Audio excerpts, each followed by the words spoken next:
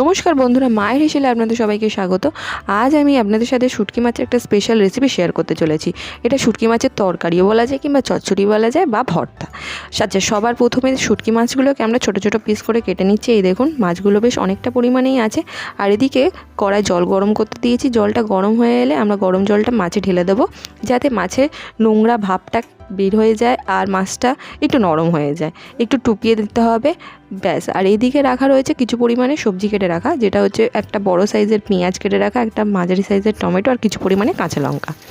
এদিকে আমরা মাছটা নরম হয়ে এলে মাছটাকে ধুয়ে নিয়ে মাছের কাঁটাগুলো ছাড়িয়ে নিচ্ছি। আপনারা মাছের কাঁটা ছাড়িয়ে নেওয়ার পর একটু হাত দিয়ে থেঁতো করে নেবেন কিংবা শিলনোড়ায়, যে কোনো ব্যাপার না। এখন আমরা রান্নার দিকে যাই। কড়াইয়ে আমরা সামান্য পরিমাণে সর্ষের তেল দিয়েছি। এখন তেলটা গরম হওয়ার সাথে সাথে আমরা পেঁয়াজটা দিয়ে দেবো। পেঁয়াজটা একটু লাল লাল করে ভেজে নিতে হবে। দেখুন, পেঁয়াজটা হালকা হালকা লাল লাল হয়ে এসছে। আমরা রসুন বাটাটা দিয়ে দিচ্ছি। রসুন বাটাটা একটু ভালোভাবে ভাজতে হবে। রসুনটা ভালোভাবে ভাজা হয়ে এলে আমরা আদা বাটা দিয়ে দেবো।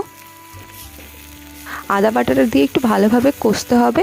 দেন আপনার তারই মাঝে দিয়ে দেবেন একটু নুন আর একটু হলুদ গুঁড়ো। এবার আমরা মশলাটা দিয়ে ভালোভাবে পেঁয়াজটাকে ভেজে নেব। এরই মাঝে দিয়ে দেবো হচ্ছে টমেটোটা আর কাঁচা লঙ্কাটা, পুরোটাই দিয়ে দেবেন। এবার আমাদের ভালোভাবে কষতে হবে, আর কোনো মশলাপাতি নেই সাধারণত।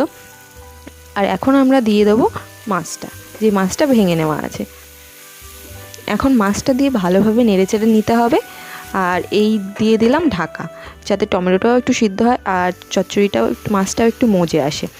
1 থেকে 2 মিনিট পর ঢাকনাটা তুলে দিয়ে একটু মাছটা নাড়তে থাকবেন। একটু মাছটা খুন্তি দিয়ে ভেঙে ভেঙে দেবেন। এরই মাঝে দিয়ে দেবেন জিরে মরিচের গুঁড়ো আর লঙ্কার গুঁড়ো। লঙ্কার গুঁড়োটা দিয়ে মশলাগুলো দেওয়ার পর একটু ভালোভাবে নেড়ে চেড়ে নিয়ে আবার ঢাকা দিয়ে দেবেন, যাতে মশলাটা পুরো মজে আসে। দেন 1 থেকে 2 মিনিট পর আবার ঢাকনা তুলে দিয়ে গোলমরিচের গুঁড়ো দিয়ে আপনার ভালোভাবে নেড়ে চেড়ে নেবেন। ব্যাস, এবার একটু কষিয়ে নিতে হবে। দেন আমাদের রান্না পুরোপুরি রেডি। ব্যাস, আমাদের শুটকি মাছের ভর্তা রেডি। এটা একটু অন্যভাবে করা হয়েছে, আপনাদের নিশ্চয়ই ভালো লাগবে। আর এখন এটা সার্ভ করে নেওয়া হয়েছে। আমার এই রেসিপিটা যদি আপনাদের ভালো লেগে থাকে, অবশ্যই একটা লাইক, কমেন্ট, শেয়ার আর সাবস্ক্রাইব করে দেবেন আমার চ্যানেলটাকে। ধন্যবাদ।